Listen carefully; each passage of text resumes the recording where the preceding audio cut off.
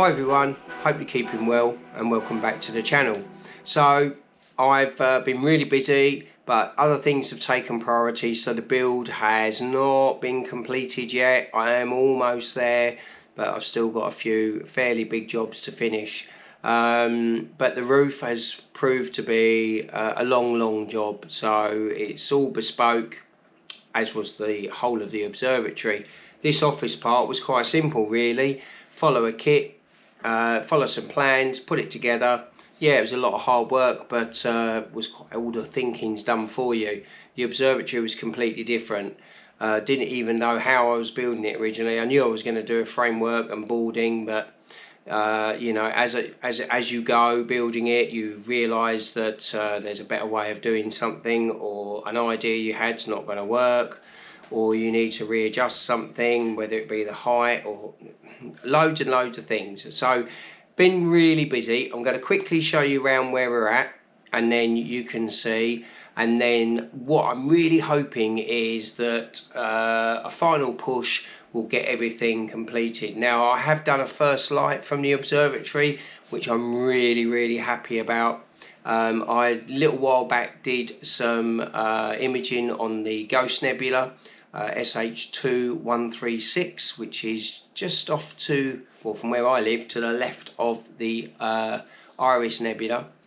Took some more data on that and put it together, and it's really come out nice. Got about 7 hours now, and I'm really happy with it. Lovely dark nebula. I'll share that with you at the end of this video, but let me show you into the observatory.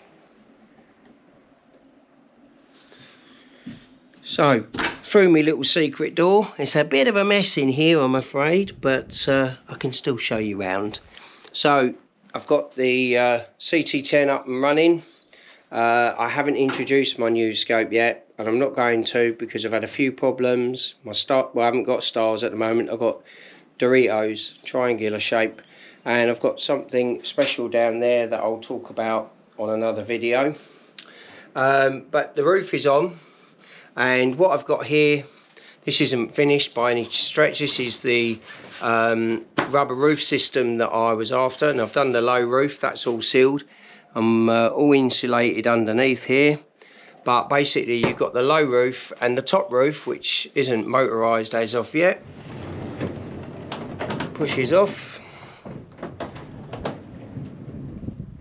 and what I've got there is I've got V-groove over there wheels guiding the roof, and on the other side I've got hard rubber wheels on a flat piece of track, so that any deviations or changes in the roof will be taken up by that. They've got like a 20mm play either side on the bit of metal they run along, so that should hopefully work well. And I'm going to be mounting the motor here, and I'm fixing something to the top here with the teeth, and that should push the roof out.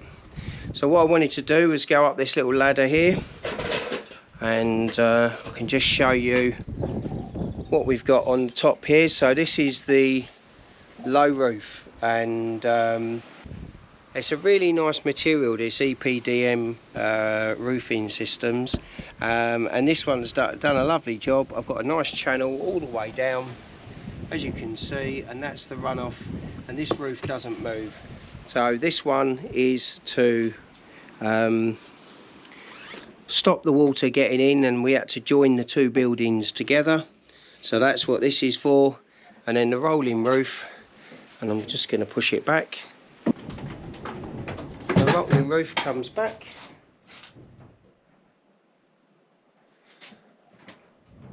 Like that. And it will be stopping about there. So you've got a nice little overlap. And there's your weather seal.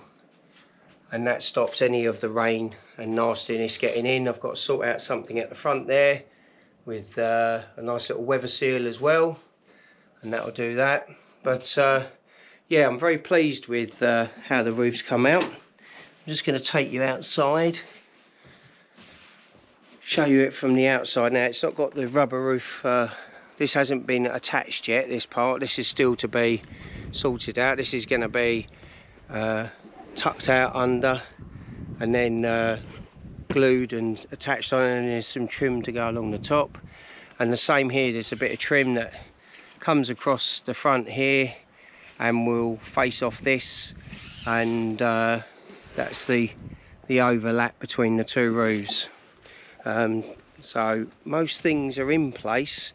Got some concrete pads down the bottom, holding the feet up, and I'm going to be putting today some angled supports for the wood, and that's it. And then obviously I've got to finish the cladding. That hasn't been finished yet. Yeah, Roy and I had started in earnest on the cladding, but we had to stop. And I'd like to carry it on, but unfortunately the lengths are so long. They're like 3.5 meters long on this front bit, so really hard to support on my own. There's not really any areas to clamp to, so I need an extra pair of hands to help me with it, even if it's just to hold it in place. So I'm just waiting for my father-in-law to be free again to help me finish that off. And I think the final finish on the observatory is going to look really nice. I'm really pleased with the hardy plank finish, and it matches the windows lovely, and I really do like it. Hopefully the next video will be a completion video, and it will give you a nice tour and you'll get to see everything in its glory.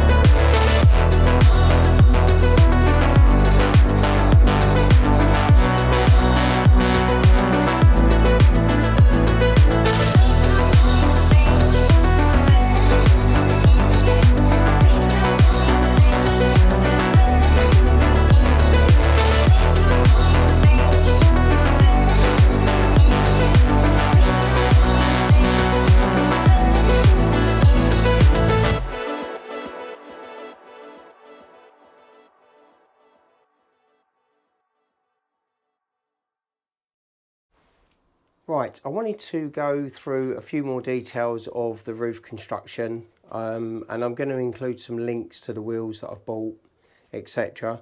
So on the right hand side here, I've got the 50mm V-groove wheels, and I've actually got the V-track. Now this track I owned previously. It has gone up in price quite a bit, but I had enough for one side of this, luckily. But this is the side that guides the roof. Now, when you build anything of wood, especially something as large as this, and this spans 3.7 meters, so quite wide, you know, wood is going to swell, shrink, twist, move. And if you have V-grooves both sides with the wheels locked in, if your whole structure doesn't stay exactly square from where you've started and over time moves at all, you could start having a few problems, a bit of binding or the wheels riding out of the track. And it was because of this that I, reading a few forums and a few people's ideas, I went with a different style of wheel on the other side. So I've got a 3mm thick galvanised steel flat plate, which is 40mm wide, and these are 20mm wide solid hard rubber furniture moving wheels. They're not the type that swivel, and it was quite hard actually sourcing ones that were fixed. They either came with brakes or swivels on them, and I didn't want that. I just wanted the ability that if there was any shrinkage or swelling on the roof, that these would take up that kind of movement. 4 of these supports 800 kilograms of weight. This doesn't weigh 800 kilograms, so they're more than adequate for the job. The ones up that end hold a ridiculous amount of weight, so no issues at all. So the next problem for me is working out how to get the roof to move on and off, and I want the mechanism to be in the centre so there's no twisting of the roof when it moves. So this is what I've used previously, and it works extremely well, which is a security gate opening mechanism. So you get the large cog here, and it actions on this very heavy duty tooth bar, and that will push the roof open.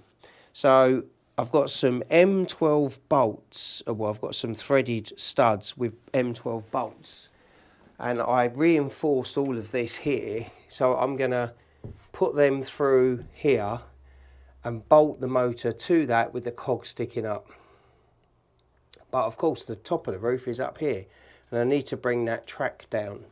So after thinking about it for a while, what I've come up with is, this is a bit of 5x2, and what I've done is I've drilled through the whole depth of it, and what I've got is a large washer with a locking nut on the bottom, and large washer, and the standoffs that come with these. And that actually, if this is representing the top of the level of the roof, so that will be bolted to the wall, and there's the top of the roof. I know that the top end of this is actually 2 inches away from the top of the roof, so will actually sit like that. So that gives me clearance from the top of the roof for everything to move in and out, and I know that my hardy plank is going to come up about here. And as you can see there, getting it pretty straight, the teeth actually line up quite centrally with the cog, which is very nice. So that's what I'm considering to do. So I'm going to have a stud. I've got some M8 1 metre length studs, so I'll just cut them to the length I need. I'll need 10 of these in total. So there's 5 rods needed to span this distance, and that's what I'm hoping to put together and use to automate the roof. So I'll put links in the description of all the parts I'm using, so if you want to get the similar, you can. You might want to wait and see if it works first. To fit the 5x2 up there to those 6x2s, I'm going to be using these heavy duty brackets. So I'll have pretty much one each side on each 6x2, so that'll be on the opposite side, and then I might even have one on the top as well, so I can really brace this piece of wood across the span that it's got to cover. There's 6 joists in all, so I've got 25 of them, and if I wanted to do 2 on each joist, I'd need 24, so I should be all right. Sorry, when I say 2 on each joist, I mean 2 for each side, so that'd be 4 on each joist, so it's 6 in total, so yeah, I've got enough. Right, so it's just a case really, I think, mount the motor first, then try and get this drilled and mounted, the bar mounted onto the wood, and then get the wood up. But there's quite a lot of work, and I'll most probably document that, and that will be in the final video where I'll show you the completed observatory. Here's the bracket in place. Obviously, before any of you point this out, this isn't the piece of wood I'm using. This is just a little bit of a test piece of wood.